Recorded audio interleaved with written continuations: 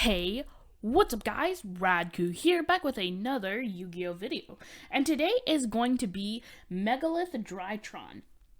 Now, the reason I say specifically Megalith Drytron is because this build actually focuses a little bit more on the Megalith side of the deck, but it can still set up very similar boards to like pure Drytron or any of the other variants, where you can summon a Vanity's Ruler.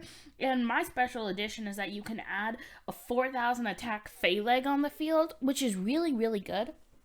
Sometimes, like, this deck isn't as versatile as the other versions of Drytron, like the, version that can set up a Vanity's Ruler and a Herald of Perfection, just getting a bunch of negations on board, or a Herald of Ultimateness, but, like, I still think this deck is very versatile. It's so consistent. Like, this is like super consistent. Like, out of 10 times I never bricked, except for this one time. Like, I got a quote-unquote bad hand, but I still ended with an IP Masquerena and a Gallant Granite, so I at least had a Drytron monster on the field, so I at least had some disruption, as well as the fact that I had another search next turn, which one well-timed disruption can do wonders for a deck.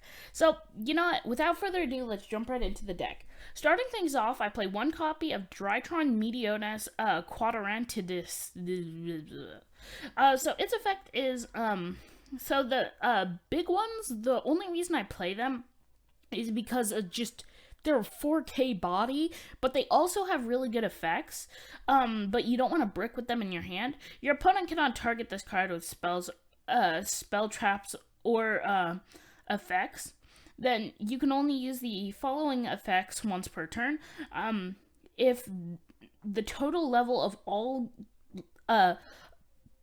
was under 2, all of them that you use was under 2, you can destroy all spells and traps your opponent controls, which is like a Harpy's Feather Duster. That's really good.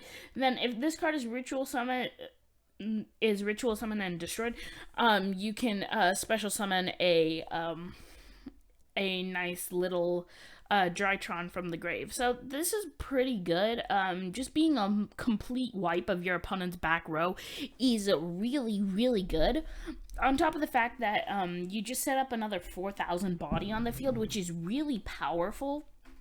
I play one copy of Drytron Meteonis Draconidis. Basically, its effect is that if the levels are 2 or lower, this card can attack all special summon monsters your opponent controls. Then during your opponent's turn, you can banish cards from the graveyard whose combined attack equals 2,000 or 4,000. Then target one face-up card your opponent controls, destroy them for every 2,000. So on top of just being able to banish a ton of cards from the grave, this is a great way of getting rid of your opponent's cards. So really, you don't lose any advantage by banishing from the grave, because really your Drytrons, unless you use Gamma, you're never really going to see your Drytrons again, unless your opponent does something, which is highly unlikely. So really, like, just being able to get rid of your Drytrons in the grave just to give you more fuel for destroying your opponent is really good. I play 3 copies of Megalith Full. Now, this card is really good for the Megalith strategy, but it actually is way more important to this build than anything. So, basically, this card is, it gets back the card that it used for the ritual summon, and then, it can, quick effect summon a, Megalith from the deck. So, this is just basically really good. This can quick effect summon a Bethor from the deck if you leave it on the field, or it can quick effect summon a an Ophiel just for free, which is really good, just because it gets another search off, and that's also very good. So this card is just really important for the strategy, and is like one of your most important combo pieces, which is why I play 3. I play 3 copies of Ophiel. This card can search any of your Megalith cards and is also like one of the most important cards to the strategy. I definitely think you should play 3 and 3. Some people will cut both of them down to 2 because it's more of an engine, but like this strategy is more focused on using the Megalith cards to their full advantage as opposed to just having them as an engine in the deck. I played 2 copies of Bethor. Bethor is really, really good because it's basically a board wipe. So you want to play that 2 copies so that you can get into it a bit more. Plus, you can have follow-up plays pretty easily because you have so many quick effect special summons from the deck. But like 2 Bethor is definitely really good. I played 1 copy of Drytron because 1, it's one of the higher attack monsters, and 2, you can actually pretty easily use this pretty, like, you can pretty easily summon this card in this deck, because you can use, like, Megalith Drytron to tribute just one of the, cards, and then instantly summon out of, Drytron. You can pretty much do that with most of the, Megalith cards, which is what makes the strategy really good. Plus, this card's actually pretty good, just as another way of getting into your, Megalith cards. So, yeah, that's really good. 1 copy of it is fine because it's searchable, plus it's just not exactly the best card for the deck. I played 1 copy of Phaleg. So, one of my biggest boards just ended with, a Vanity's Ruler and a 4,000 to 5,000 attack Phaleg, which was really good. It sets up OTK potential like crazy. Plus, since the deck doesn't burn through a lot of materials and can do pretty easy combos, you can use Phaleg really well and get a ton of materials in the grave and just gain a ton of attack off of that. And Phaleg is just really good. I played 1 copy of Awk. I'm thinking about bumping this up to 2, but I don't want to tank the consistency of the deck. So this card's actually pretty good just because it can quick effect summon Bethor from the hand.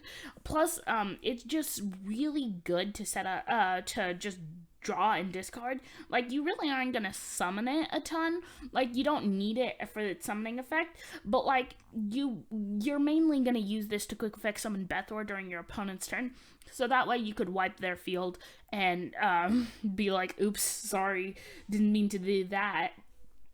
Going into the non-Megalith cards, play 3 copies of Cyber Angel Ben 10 and 1 copy of Cyber Angel Natasha. Now, the reason I played Ben 10 is kind of self-explanatory. It's amazing for any ritual deck to use, so especially this one, because you can loop this pretty well. So like, you could use full to tribute Ben 10, like by Ophiel's effect.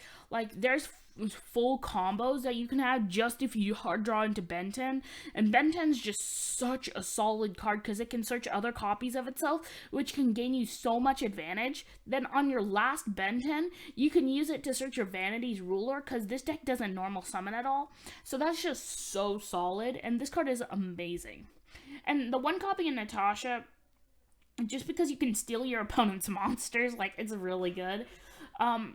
So, like, Natasha is just really, really good just as another option. I put 1 copy of Vanity's Ruler. This is your only normal summon in the deck. It just locks your opponent out of playing Yu-Gi-Oh! And it's just a really good card, especially since it's searchable off of Ben 10. So it's just really good, aka fun and interactive gameplay. I played 3 copies of Drytron Alpha Thuban. This card can search any ritual monster, which is so good. Literally, when it's summoned, you can add a ritual monster from your deck to your hand. This kind of versatility is what makes it so good. This can search any ritual monster, including Ben 10. It can search anything, which is why it makes it so good. So, like, you can use Thuban to tribute Ben 10 to special summon itself, use the Ben 10 to search Vanity's Ruler, and then use Thuban to search another Ben 10 so that you have another tribute, and then you just really have, like, a full combo if you have more rituals in your hand, which is really good. I played 3 copies of Drytron Zeta. This card's pretty good because it can search ritual spells, and I really, really wanted to keep this at 3. Like, some people will only play it at 2, but like in this version of the deck, I really want to see the Drytron Meteonus Drytron. So just having this card to search it is really good, but like I desperately needed this card at 3. Like, most people will only play 1 copy of Meteonus Drytron, but I just needed the consistency of the deck to work, and I definitely needed max copies of Meteonus. I played 2 copies of Drytron Delta. This card's pretty good. It can just get like just a single draw if you reveal a ritual monster or a ritual spell. So that's kind of fine. Like, it's nothing crazy, but it does just give you a little bit of consistency. Like, this is one of the few ones that just gain you instant advantage. Like, it's pretty good. I play 1 copy of Gamma. This card is a special summon from the grave. I'm actually thinking about bumping this up to 3 copies. I only played it at 1 copy because, like, 1, it's searchable, and 2, like, I just, like, most people play it at 1 just so that you have graveyard set up. But the thing is that most of the time you're going to be tributing your Drytron monsters in order to summon out this. So, like, you can easily get another special summon, get another one on the field, and it's just super busted. And I play 1 copy of Drytron Beta. This card isn't very good, but I kind of like it just as another name. You can tribute one other Drytron, special summon it. Then you can return one of your banished Drytrons to the graveyard. It's fine. You're not really gonna interact much with your Drytrons after they've been sent to the graveyard. Like, D-Crow does nothing to this deck, so, like, seriously, it doesn't really matter. I just kind of play this as another name to get out on the field so that I can use Drytron, Meteonus Drytron a bit more. But yeah, that is it for the Drytron lineup. Just some spells. 1 copy of Terraforming to search your Fafnir. 3 copies of Cyber Emergency. This card's busted because I can search any of the Drytron cards. I play 2 copies of Fafnir because I play 1 Terraforming. I want to bump this up to 3 because, again, as soon as you can get into your Meteonus Drytron, the better. Like, this card's really good, though. It just gets a free search of a Drytron spell, which most decks won't give you the luxury of searching their spell cards, so that's really good. I played 3 copies of Nova, so this card doesn't hinder the deck at all. The only downside of Nova is that you can't normal summon or set the turn you activated it. That doesn't matter, because you don't normal summon or set at all in this deck, other than Vanity's Ruler, which, like, you could just skip on activating Drytron Nova. Like, you could literally cut this out and not lose much in the deck. Because, like, one of your main plays is your Vanity's Ruler play. But, like, you can still set up some beasts on the field with your other Drytron cards. So, like, seriously. 3 copies of it, it's fine. But you could completely cut it out and not lose a ton in the deck. I played 3 copies of Meteonus Drytron. Now, this might seem weird. Like, most people actually won't play this at more than 1 because it's searchable to up the consistency of the deck, but I really, really think that this at 3 is so good because you have ways of searching it, sure, but as soon as you hard draw into it, you could get full combo for most of your cards, which is really, really good. Plus, the fact that I'm focusing more on the Megalith cards, all of the Megalith, except for Phaleg, which really doesn't matter, is under 2,000, meaning that you can use a single Drytron card to go into your Megaliths, and that's really good. And then I play 3 copies of Extra Foolish to send Herald, so you could get a free search of, like, everything in your deck. So, yep, that is it for the main deck. Going into the extra deck, which you could actually completely cut. You could cut Foolish Burial, Extra Foolish Burial, and completely cut the extra deck. But the extra deck is some nice addition. I play 3 copies of Herald, because it's just a searcher for the deck. I play 2 copies of Elder Entity and his Tis, because you can use Extra Foolish Burial to send it. I actually do like 2 copies of Natis, because, like, I play max copies of Arclight, because you don't summon Arclight, but you have, I'm giving myself the options to use either of them if I need to get rid of something or if I need to summon something. So, yeah. I play 2 copies of Gallant Granite. This card's just a searcher for any of your Megalith cards, and it's actually pretty good. I did use it quite a bit. Sometimes you just won't need your Gallant Granite, but like it's actually a pretty good card. I play 1 copy of Dirges the Timeless. This card is just generically good. It's basically a Pot of Greed, except you skip your draw phase. I play 1 copy of Prime Mathmech, something or another.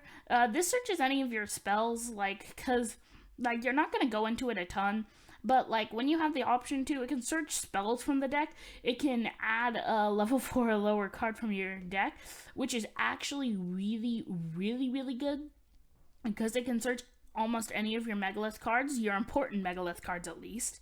I play 1 copy of Abyss Dweller to lock your opponent out of the graveyard because of how important it is this format.